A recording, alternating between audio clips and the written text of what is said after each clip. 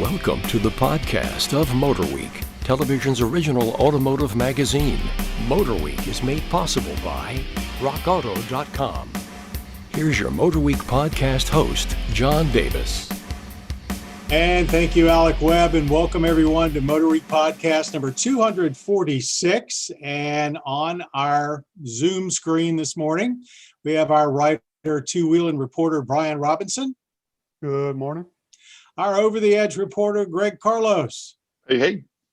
And our online content coordinator, Jessica Ray. Good morning. And everybody out there, Happy New Year. This is the first podcast of 2021, and we've got a lot more of these to come, we certainly hope. We're going to talk about a trio of vehicles. We've got a lightning round, a viewer question. We'll see if anybody's got a rant and rave. So let's get going. A vehicle that was the first really new vehicle, I guess, all new to be unveiled in the 2021 calendar year, the Jeep Grand Cherokee L. So this is the first, an extended wheelbase, but the first three-row Grand Cherokee, if you don't count the ill-fated Commander. So here is Jeep basically doing a couple of things. First of all, we've always sort of called the Grand Cherokee midsize. Well, they're now calling it full size, and it did grow, obviously. So they're going right up against Tahoe and Expedition and everything else. So it's the first three-row. Their presentation was very thorough. They talked about the third row being very suitable for adults, which the old Commander, it wasn't.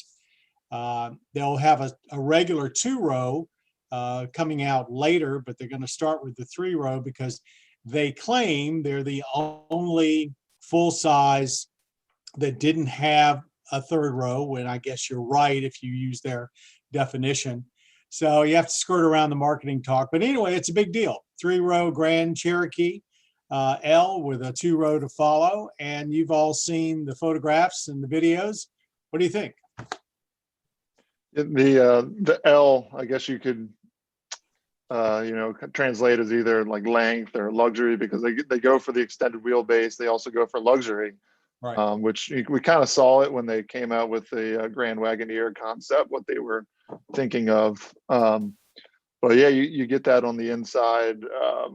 So dimensions wise, it's similar wheelbase to a Tahoe. It's actually a little bit longer, but it's the overall length where it's actually not quite as long as a Tahoe.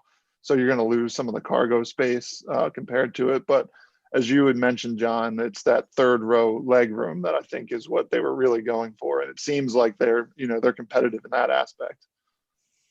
Brian? They face the same problem that every manufacturer does, how to take, a classic Grand Cherokee and make it more appealing to more people, but yet not alienate the people that are looking for a new Grand Cherokee.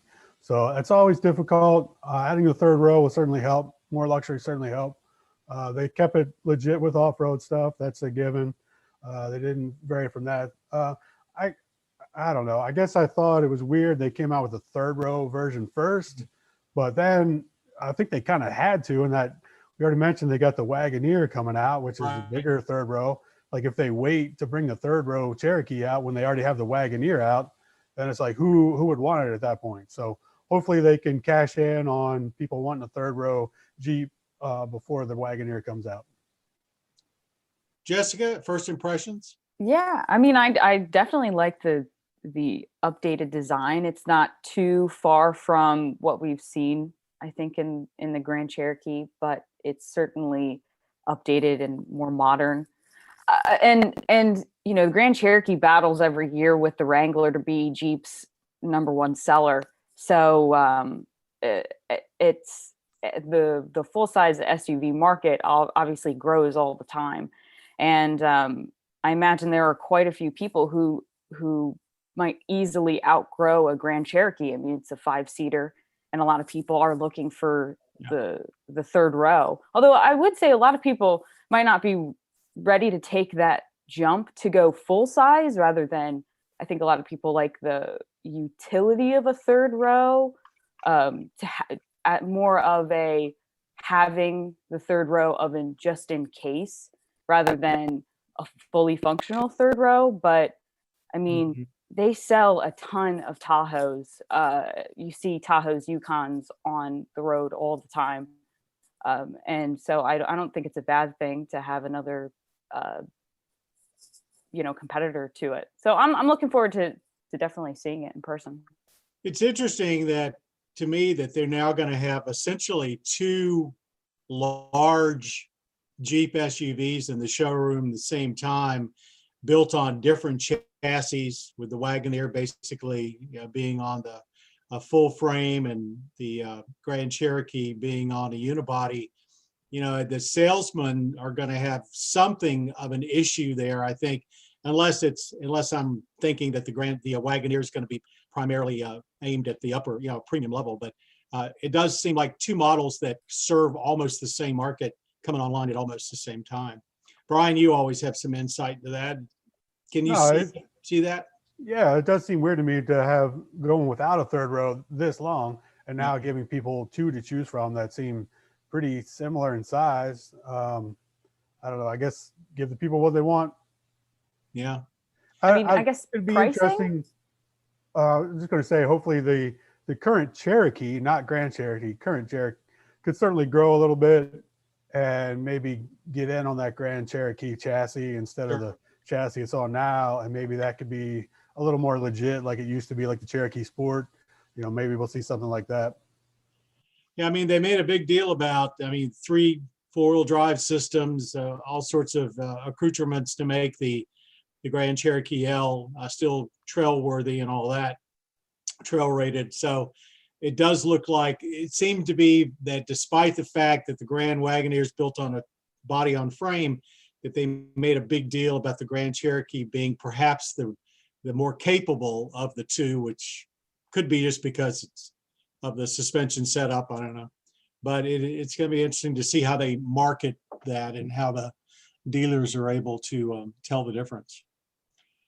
A vehicle that doesn't seem to have any confusion with it, except for the fact it went away for a brief period of time and it's now back, is the 2021 Toyota Venza.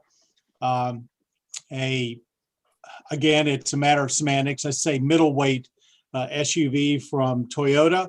I noticed in some of the commercials that they're already doing deals on it, which surprises me a little since it is so new. All models will be a hybrid, which seems to be the way Toyota is headed. First impressions, some of you had a chance to drive it. I drove it. What'd you think? I spent a fair amount of time in it, and it's just, Toyota knows how to make a hybrid.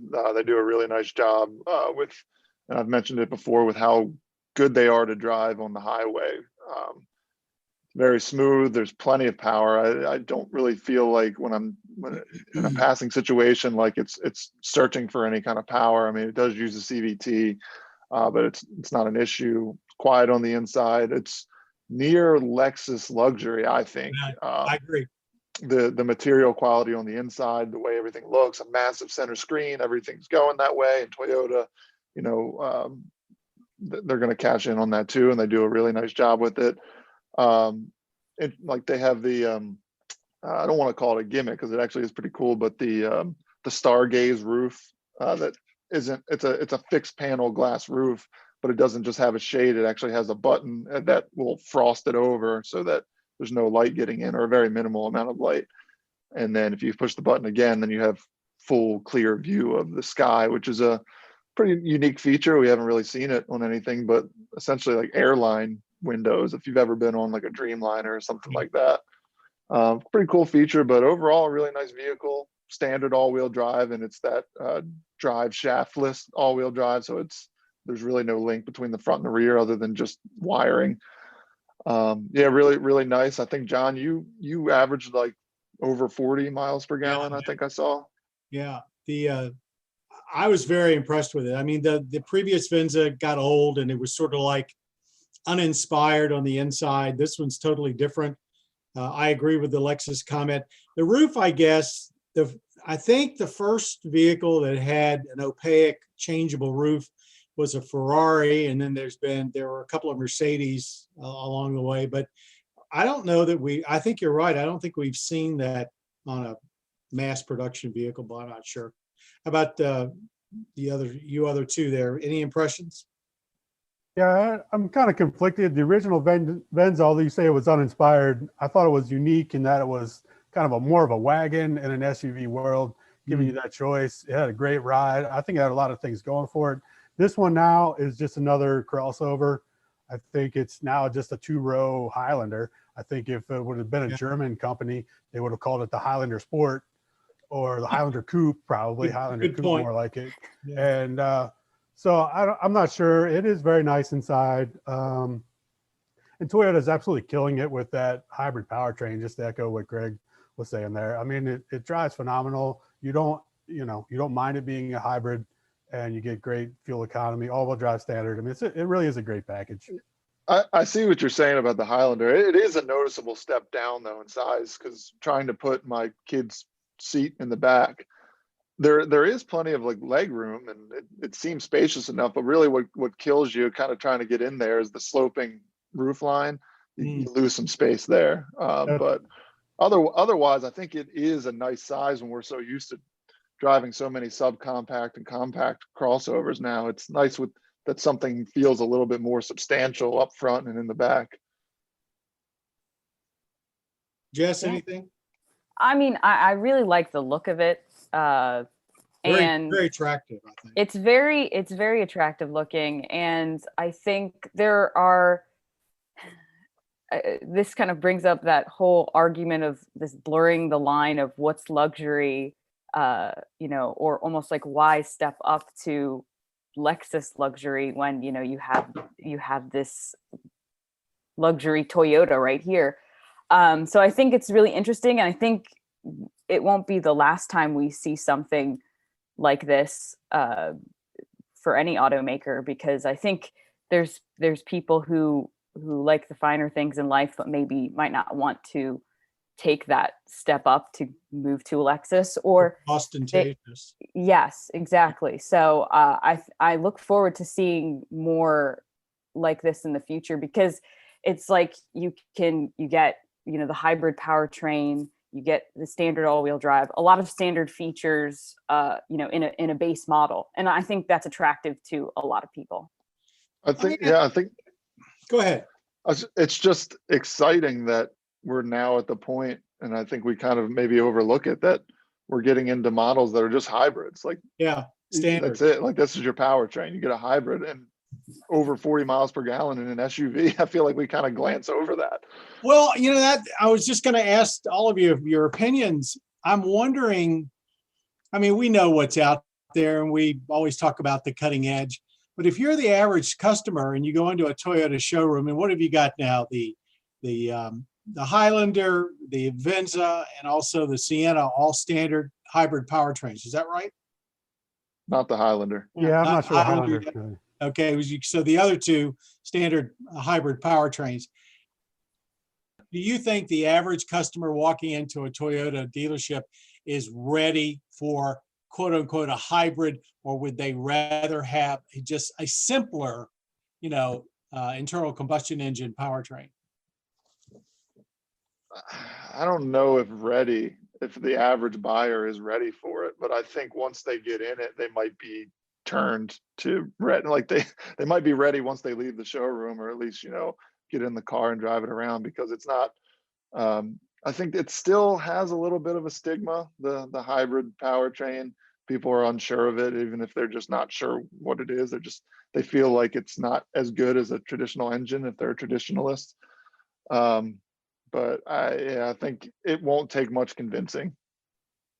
I'm not trying to insult Toyota buyers, because I am one. I bought Toyotas, but I would say that of all buyers, they're probably the least savvy as far as not technology, but powertrain type, like what engine it has, etc.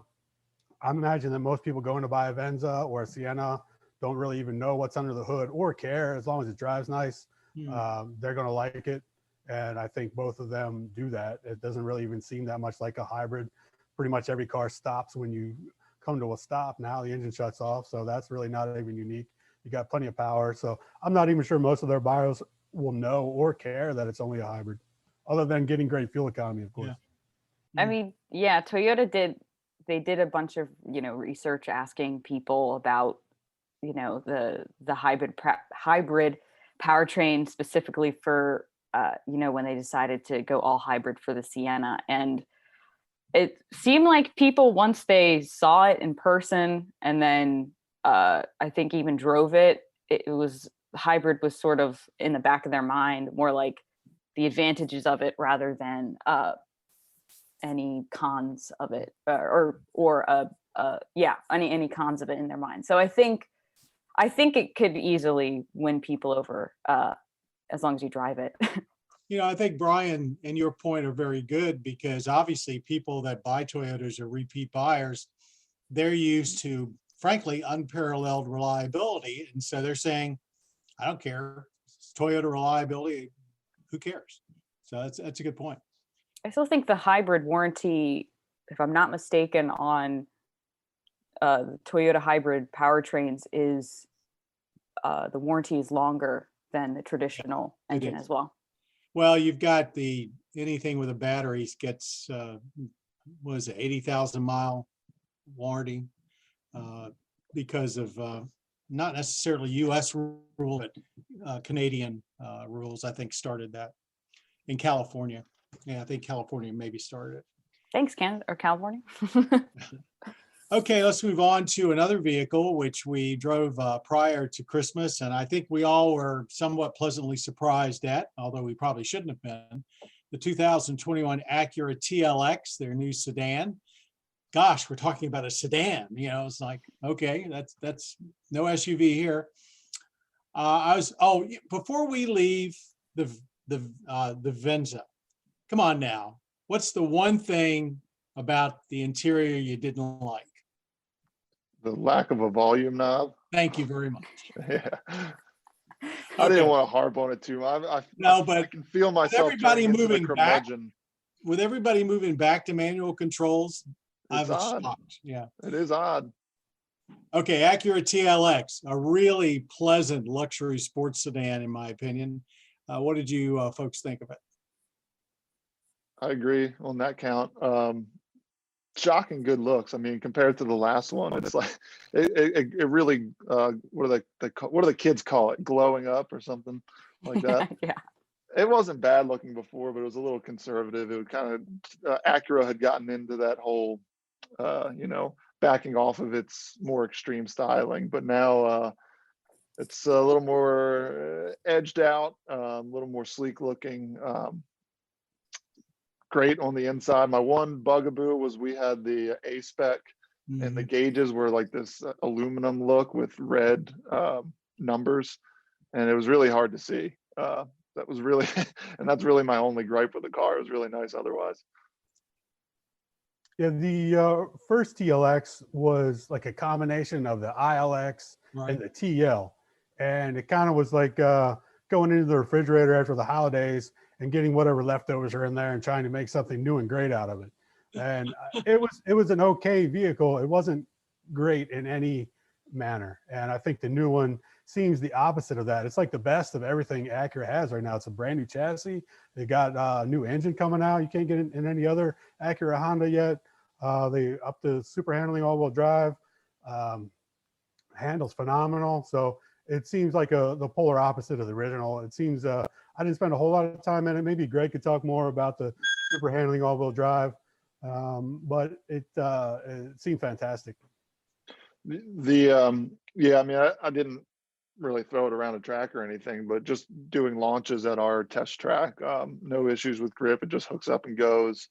I just had something too. I'll let Jessica go while I try to remember what I was thinking of. It's too early to be having that situation.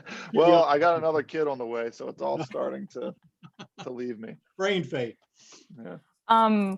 I think one of the things I think that surprised me the most was how much I didn't mind the touchpad that controls the infotainment system.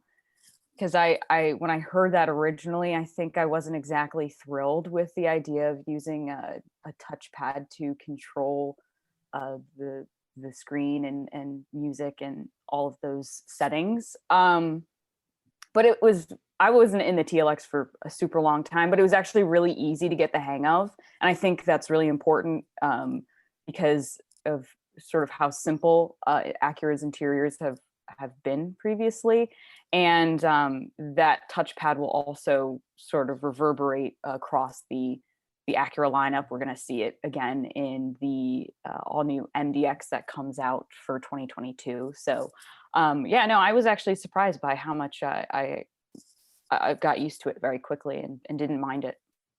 Yeah, I mean, I didn't really enjoy the touchpad. I still prefer knobs, but to your point about the previous Acura interiors, it seems to me like they're kind of Acura as a whole is getting over the hump where they really kind of got stuck in this like mundane, barely luxury interior, and now they've got the next step where I'm really liking what they have inside the car. It feels really comfortable.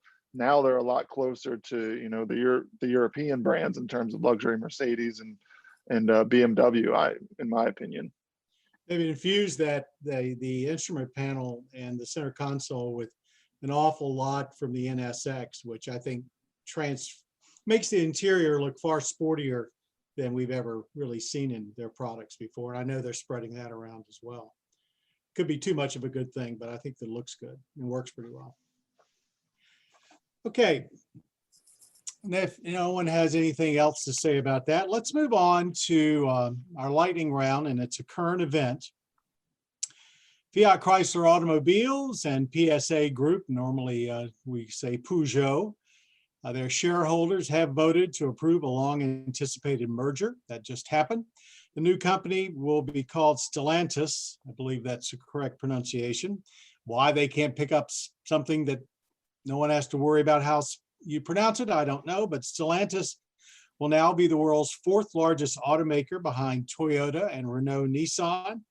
What do you think we'll see changes, particularly to the Chrysler, Jeep, and Dodge franchises, and as far as the Fiat brands also sold here? So what is Stellantis going to likely do, since it's pretty obvious they're going to be looking to shave money out of the system? They already have, in case folks have not kept up with them, you know, they've been expanding for quite a while, and so this is just their latest acquisition. Shoot. I don't think we're going to see anything right away. As with these things, it's going to take a few years before Americans at least kind of see any changes. But the whole idea was for really, I mean, cost savings for everybody. They're going to start sharing platforms and now pushing for battery electric technology and things like that. So I would imagine that Americans will probably see some, you know, in the future, a couple more chassis and platforms that are used elsewhere and have been used elsewhere now being used in America potentially. Yeah, I wouldn't expect any big changes. It's mainly about cost savings, like Greg said. I'm not sure bringing Peugeots over here to the US based on FCA's Fiat and Alfa Romeo sales would be such a great idea. So I'm not sure I would see that anytime soon. I think ultimately it'll be almost like the Cerberus merger or acquisition. Everyone thinks we're going to get all this great technology from Europe. I think it's going to be opposite. I think they want especially getting Jeep, getting full access to what Jeep can do and all that stuff. I mean, they're going to roll with that. And I think it'll probably, in the end, work out better for them than for us. But yeah, we'll see. Yeah, I think I agree with Brian there. I think it just, yeah, a lot of platform sharing, but I don't know how much this is really going to improve, you know, FCA so much so, but I guess time will tell what they decide to sort of. America's just such a different market than the European countries and a lot of other places, a lot of other continents. Well, the crown jewel is in all of this is Jeep. I mean, Brian hit it right on the head. There's so much capability there, and it's, you know, such a global brand. It's interesting, since they announced the merger, there's a couple of rumors flying around. One is that both the Alfa Romeo and the Chrysler brands could be on the chopping block, because there's so few models. I mean, let's face it, if they keep doing a big car at whatever, Stellantis for the US, they've got all the Dodge side that gets all the publicity. And the minivan, they've already done a knockoff of the Town and Country for Dodge again. So a Caravan or Grand Caravan. So that's certainly a possibility, which would be, I think, a sad day. Another historic American brand going by the wayside. Alfa, there's an awful lot of Italian emotion tied up with that, so much so that I just read that the Italian, the French government has a piece of the Stellantis corporation, as they do with Renault. And now the Italian government is thinking about investing in it because they want a place on the board so they can keep them from moving out of Italy.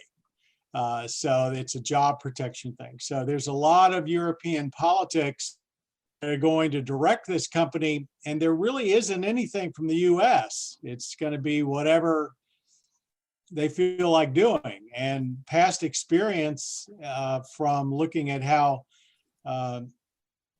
other companies have, particularly Daimler, when they owned FCA, I agree, except for putting money in Jeep and obviously Dodge trucks, Ram trucks, it doesn't, I don't think it bodes well for a lot of big improvement here. I mean, if you tell me we're not going to have Fiat-based chassis, but we're going to have Peugeot-based chassis, I'm not sure that excites me any one way or the other. So, okay. So very interesting, something to watch. We have a viewer question. Speaking of Jeeps, from Dustin. Our daughter has a Jeep that is a 4x4. Doesn't say what it is, but let's assume maybe it's a Wrangler. But she never uses the 4x4 system. Do you still need to service it? Yes. Exclamation point. So I say that as a person who has a Jeep that's a 4x4 and doesn't use the 4x4 very often. Yeah, no, you still have to service it. Although I will say that when I've gone in for routine maintenance things, that's usually included. They'll, replace transfer case fluid, front rear differential fluid, that sort of thing. And it's just important that somebody just takes a look and makes sure that everything's okay. Because what I've noticed is that, well, first, why have a Jeep if you're not going to, if you're going to have a 4x4 that doesn't work?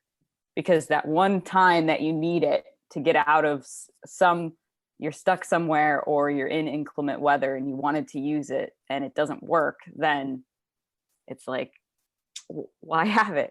So I am very much, yes, service it. Perfect answer, really. Yeah, it's hard to say without knowing what Jeep it is. Well, if it's like an automatic system, there's really not much to service. If it is like a Wrangler, like you were saying, I would say the less you use it, the more you have to service it, because it's not getting used. Things aren't, a potential to rust or freeze up in there. So, the best maintenance is to actually use it every once in a while. That's my 2 cents. Anything to add, Greg? He stole my answer. He took my 2 cents. I've got an old Ford Ranger 4x4, and once every couple of months, even in good weather, I'll put it into it's a mechanical 4-wheel drive. I put it in 4-wheel drive and run up and down the driveway once. And then as soon as I get the first snow, I put it in low and run up and down the driveway once. Just, I want to be careful that I don't screw it up, because you're not supposed to use it on dry pavement. But wait till it rains, so it's a little slick. And just so that things get lubricated, there are parts in the shifting mechanism and everything else, even if they're semi-automatic. So yeah, Dustin, if you don't have your daughter do it, you need to do it yourself and just make sure everything is right. And when you take it in for service, make sure that they just check everything over, because that's the last thing in the world you want to get as a phone call is she's stuck somewhere because the 4-wheel drive system didn't work. So it didn't say the mileage, but I guess that also is dependent upon the mileage. Like if you only have, I don't know, 30, 40,000 miles, maybe not so important, but you know, I have 150,000 miles on my Jeep, so it's a little bit different. Yeah, but I'm not sure that matters. You know, if it's sitting out in the weather and like I think Brian mentioned rust. Well, you they need never to had do it that. serviced. Yeah. Oh, I see. You know what I mean? Well, I think they Yeah. still need to engage it once in a while, and yeah, I have it looked at. I mean, all they got to do is every time they change the oil, just have somebody look at it. So, okay, Dustin, I hope that piece of advice helps you. Anybody got a rant and rave this early in the new year? I got a question if you don't. I have one, but it's very short, and it's just something I noticed recently. But people, it's a rant. The Bronco and the Bronco Sport Yep. are two different vehicles. Totally. And they're very, very, I won't say, but they are different.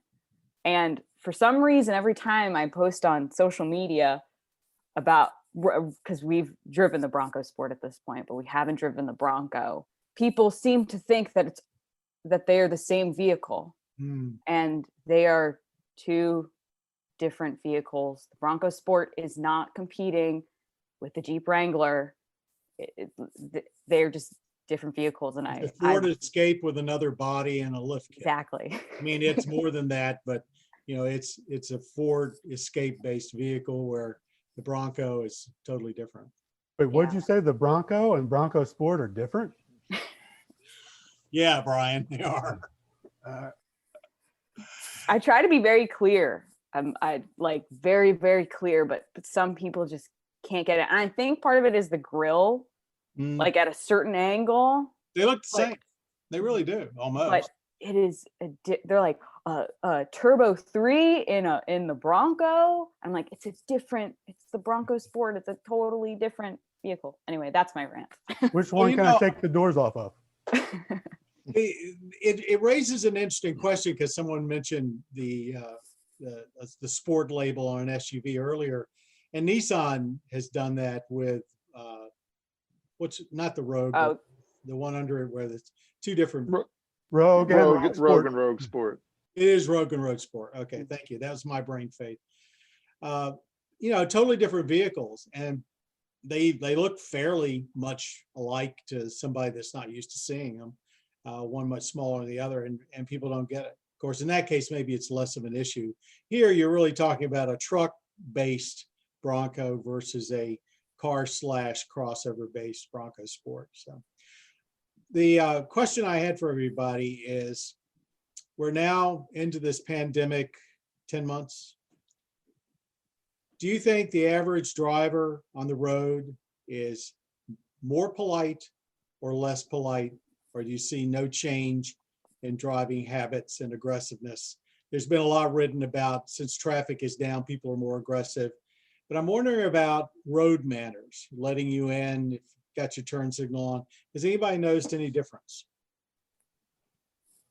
I think everybody, I don't know. I'm a pessimist, so I don't think it's gotten any worse. It's just always been bad. So you don't think it's gotten any better either? No, it's just, you know, I don't know. People are just kind of oblivious sometimes, and I don't know. That's my feeling. How about anybody? Yeah. I mean, I guess the roads that I drive are still pretty populated with a lot of people. You know, the Beltway, there's always going to be people driving it, and I certainly haven't noticed any large difference between how people are driving now and then how they were driving a year ago. So I don't see too much of a difference. Brian, anything? I haven't really noticed the change. As long as you're paying attention to what you're doing out there and not looking at your phone, I'm pretty much okay with whatever you're doing. Yes, please. Well, you are the phone. I saw a guy driving with Tesla. I guess maybe he got the new full self-drive, and I saw him driving with his phone like this in his hand and not on the steering wheel. That was really hard. I was like, really, man? You have what to... it is, what did the vanity license plate say though? Well, it was brand a Tesla spanking always has a new. vanity license plate. had a temporary tag on it. So that was probably one of the first times he was trying it out too. So that was, that whole autonomous driving thing. It's just not there yet, folks. It just isn't. The reason I asked the question is I'm kind of conflicted by it. I'm out as much as anybody else. And in one aspect, if I want to do something like get over to the other lane, I find people are a little more forgiving and not necessarily back off, but they won't close up on you, which is pretty frequent around our mid-Atlantic area. But on the other hand, since there's less traffic, you see more people taking chances by using the existing traffic as a slalom course as you go around like the interstates. So I guess the net result is 0. So like all of you said. Okay, I think that brings to an end to our podcast number 246. Thank you, Brian, Jessica, and Greg. Appreciate you making the time. And to all of you out there that have been kind enough to listen and watch us today, just remember, anywhere there's a media platform, MotorWeek is there. We're on broadcast through your local public television stations. We're in cable through the Motor Trend Cable Network.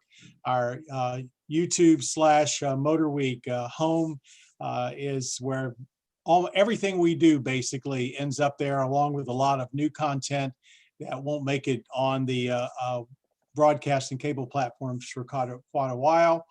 Our Facebook pages, everything we do is, the whole idea is to make sure if we do something that you, regardless of what your taste is, that you'll be able to watch it and listening to it. And because of all of you and all of your enormous faith in us and attention over the holiday periods, we did gangbusters with our retro review marathons.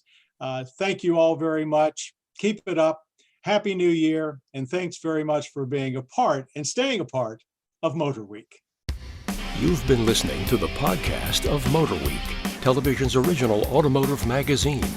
MotorWeek is made possible by RockAuto.com.